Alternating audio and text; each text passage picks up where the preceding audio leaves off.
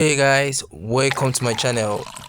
In today's video I want to talk about non-KYC accounts, what the Delta King white paper says.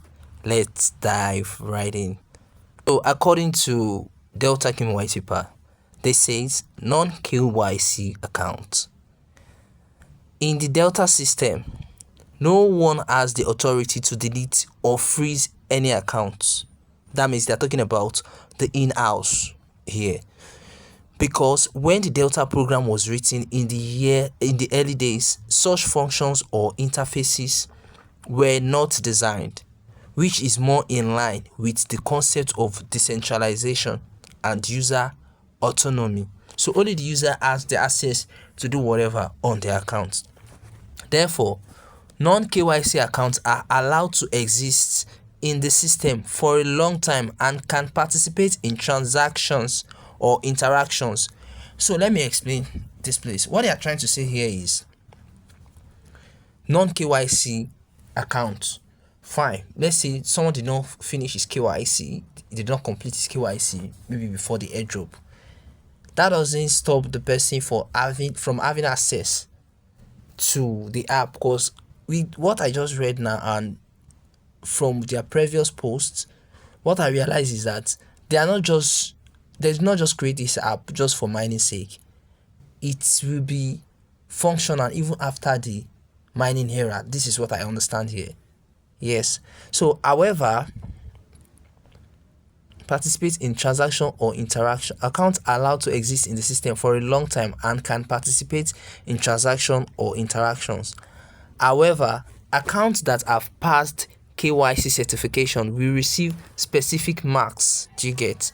And accounts that are not marked with KYC will be restricted from certain rights, such as participating in DTCT fund release action, becoming a transaction seller, etc. Since unmarked KYC may be regarded as untrustworthy, it may be rejected by some system ecological sub-applications or counterparties.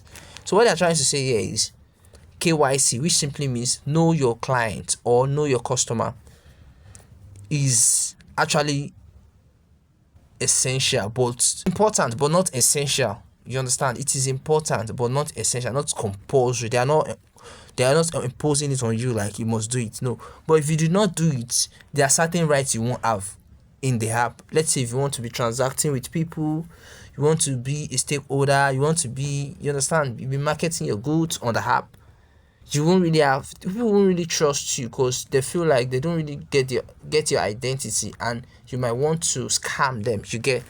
So people be afraid to transact with you. Those are the limitations you might have, but that doesn't stop you from having access to the app or your account being frozen. No, they won't freeze your account, but there are certain areas you won't be able to break. There are certain stuff that you won't have access to. You understand? There are certain compliments you won't be able to get. You get? So that's just it. So that's about that. On our next video, we'll talk about the fuel mechanism, or we move to another topic. Watch out for my next video. Please don't forget to hit the like button, subscribe to my channel, and share with your loved ones. Peace out. See you on my next video.